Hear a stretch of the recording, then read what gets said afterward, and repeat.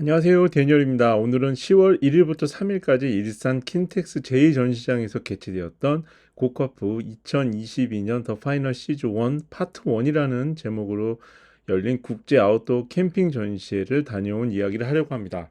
지난 6월 전시회가 크레모와 같은 기어 브랜드가 중심이었다면 이번 파이널 시즌 파트 1은 텐트폴 무대였습니다.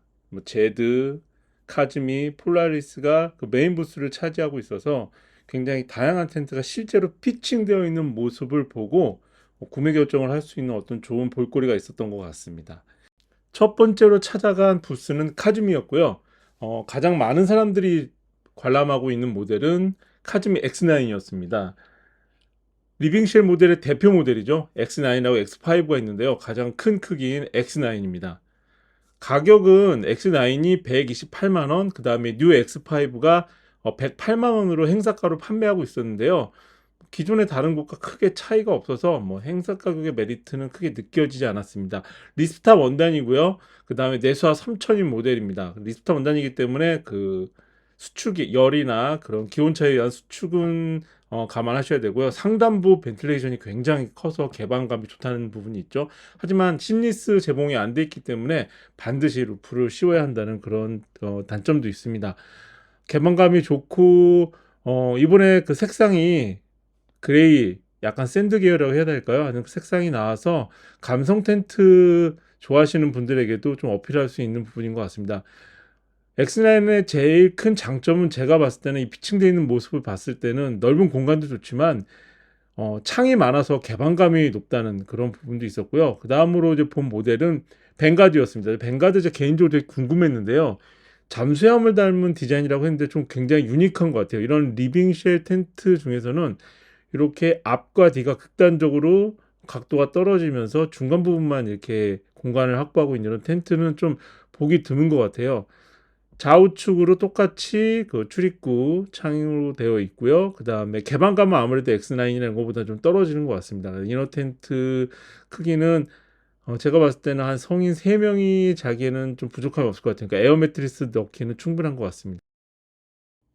다음 텐트는 저희가 현장에서 구매를 하려고 마음먹고 갔던 제품인데요. 바로 비바돔 쉘터 플러스입니다. 근데 막상 이게 피칭되어 있는 모습을 보니까 디자인, 가격, 기능, 성능 모두 만족스러웠어요. 근데 저희가 단 하나 마음에 들지 않았던 거는 색상이었습니다. 이게 올리브 그린이라는 컬러라고 하는데요.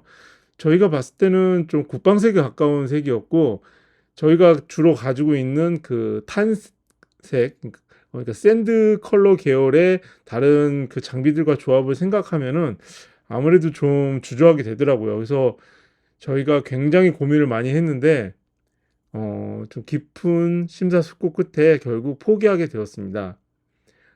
가격도 59만 8천 원이었고요. 그라운드 시트 포함되어 있었고 무엇보다 마음에 들었던 거는 그 이 윈도우 창이 굉장히 개방성이 좋다는 점이었습니다. 하지만 그 색상에서 최종적으로 좀 고사를 할 수밖에 없었어요. 그런데 의외의 모델에서 제가 눈길을 끌었는데요. 바로 뉴트리온 EX 모델이었습니다. 이게 저는 자립형 A 텐트인 줄 알았더니 그게 아니라 팝업 텐트더라고요. 깜짝 놀랐습니다. 지금 색상은 그 루프를 씌웠을 때 화이트색으로 보이는 거고요. 정말 이게 설치가 너무 간단하고 편리하더라고요. 그래서 제가 그 지금 사용하고 있는 지프 리빙쉘 안에다가 이너 텐트 대신 쓸만한 텐트를 찾고 있었는데 지프 제프둠을 대신할 수 있지 않을까 생각이 들었습니다. 요 부분에 매듭을 잡고 밀면 접혀지고요. 당기면 펼쳐집니다. 피칭이 정말 빠르고 간단했어요. 가격도 적당했던 것 같고요. 좀 심사숙고를 해봐야 될 것 같습니다.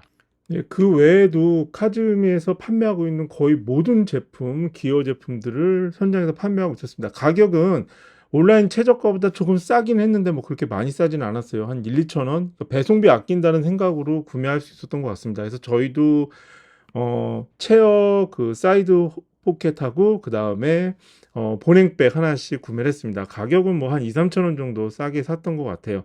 이 정도로 카즈미 부스 정리하고 다음 부스로 넘어가도록 하겠습니다. 다음은 제드 코리아 부스입니다. 제드는 이번에 동절기 캠핑이라는 주제로 누빔 소재의 이너 텐트를 선보였는데요. 좀 유니크한 디자인이긴 하지만 확실히 따뜻한 보온성은 좀 좋을 것 같더라고요.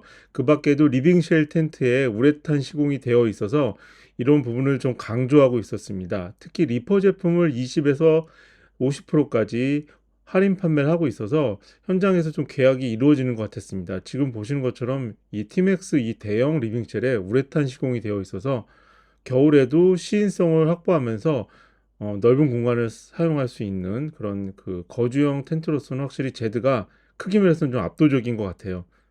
그런 부분에서 좀 좋았던 것 같습니다. 그리고 그 다음 부스는 바로 폴라리스였습니다. 폴라리스는 아직 출시되지 않은 신제품을 좀 많이 선보였는데요. 저 우측 상단에 있는 쉘터들이 신제품입니다. 그 중에서도 D1 돔 쉘터는 저희가 비바돔 플러스 카즈미 제품을 포기하고 이 제품 선택하게 만들었는데요. 우선 컬러가 좋았고요. 그 다음에 12만 원 상당의 그라운드 시트를 사전 예약 현장에서 계약하는 사람들에게 선물로 주고 있었습니다. 그래서 그 부분도 좀 많이 작용을 했고요. 그라운드 시트가 비바돔 쉘터는 굉장히 얇은데 이 폴라리스 D1 쉘터 그라운드 시트는 굉장히 두껍고 이중 코팅이 되어 있어서 냉기와 습기를 막아주는데 훨씬 더 좋을 것 같더라고요. 그 밖에는 뭐 개방성 같은 면에서도 좀 괜찮았습니다. 물론 비바돈 플러스보다는 개방성이 좋지 않았는데요. 또 반대로 상단에 그 천정에 두 개의 그 공간을 모두 우레탄으로 시공이 되어 있는 부분도 또 장점이었어요. 그러니까 전후면, 측후면 이런 부분의 개방감 대신에 위에 그 천정 부분을 확실히 더 개방감을 높인 부분이 좀 차이가 있었습니다.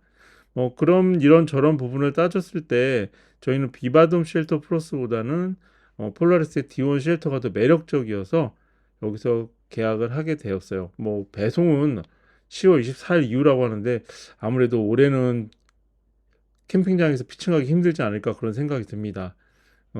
저희가 배송 순서가 있으니까 뭐 11월쯤 받게 된다면 그때부터는 뭐 대부분의 캠핑장도 문을 닫고 장박으로 들어가고 그 외에도 날이 너무 추워서 돔쉘터로는 좀 하기가 어려운 부분이 있을 것 같아서 일단은 구매해놓고 내년에 피칭을 해야 되지 않을까.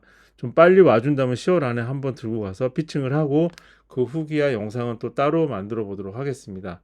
지금 아내 제이미하고 아주 열띤 토론을 하고 있죠. 비바돔 하느냐, D1 쉘터를 하느냐 이런 네, 그리고 토론하는 출시 중이었습니다. 예정인 A3와 A4가 있었습니다. 이거는 리빙 쉘터인데요. 리빙 텐트인데 리빙 쉘 텐트인데 그 에어 텐트입니다. 그래서 폴대 없이 펌프로 공기를 주입해서 세울 수 있는 그런 리빙 쉘 텐트인데요. 크기가 정말 어마어마합니다. 어, 제가 좀 전에 보고 왔던 제드의 티맥스하고 거의 큰 차이가 없지 않았나 생각이 들 정도로 굉장히 공간이 컸어요. 좀 이너 텐트도 굉장히 넓고요. 리빙 공간을 두 개 가운데 놓고 그러니까 텐트 공간을 두 개로 할 수 있는 그 정도 수준의 크기였습니다. 다음은 저희가 애정하는 브랜드죠. 헬로스 브랜드에 가봤습니다. 저희 우측에 있는 타프가 저희가 이제 그 지난 고카프 때 사전 예약해서 쓰고 있는 헬로스 타프입니다. 안에 그 UV 코팅 처리가 되어 있어서 여름 한낮에도 정말 안으로 들어오는 햇살은 잘 막아줍니다. 요 타프의 좀 그 약점은 가운데 중앙 부분에 중앙 폴이 있어서 안에 이너 텐트를 넣을 수가 없다는 게 그분이 좀 제일 단점이죠. 요번에 새로 나온 헬로스의 그 그라운드 시트네요. 이거 물건을 좀 내려놓는 그런 용도고요. 이게 신형 타프 이건 리빙쉘이라고 해야 될까요? 뭐 타프라고 해야 될까? 돔 쉘터라고 해야 되겠네요. 앞에 좀 공간이 여유 있게 펼쳐져 있고 저 측면부로 이렇게 메시 창이 윈도우 창이 나와 있어서 개방감도 좋고 괜찮은 것 같았습니다. 뭐 그 외에는 뭐 다른 기어 제품들하고 그런 제품들을 선보이고 있었습니다. 네, 그리고 또 하나 특징은 여름 상반기하고 다르게 이제 겨울이 되니까 확실히 그 화목난로를 사용할 수 있는 이러한 그 인디언 텐트 그도 많이 인기더라고요. 그래서 이 제품도 한번 봤는데 저희 스타일이 아니어서 저희는 좀 구경만 했습니다. 저희가 그 동절기 캠핑을 크게 이용하지 않기 때문에 그냥 눈 구경만 하고 왔어요. 그리고 할로윈데이가 가까워지다 보니까 이런 그 할로윈데이 캠핑 소품도 좀 많이 팔고 있더라고요. 그래서 저희도 라이트 형제에서 몇 가지 소품을 샀는데요.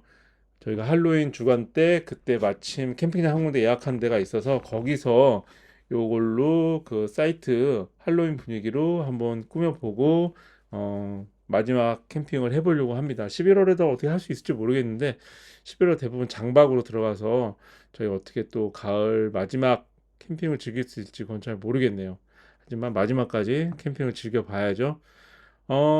이번 고카프 파이널 시즌 파트 1은 확실히 그 텐트폴 무대였던 것 같습니다.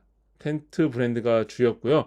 11월 25일 파이널 시즌 파트 2를 진행한다고 하는데요. 그때는 또 어떤 브랜드가 주력이고 어떠한 테마 컨셉으로 진행될지 좀 궁금하긴 하네요. 뭐 볼 게 많이 없다, 이제는 볼거리가 없다 하는데도 여전히 볼만한 게 많았던 고카프였습니다. 다음에 또 고카프 영상으로 돌아오겠습니다. 감사합니다.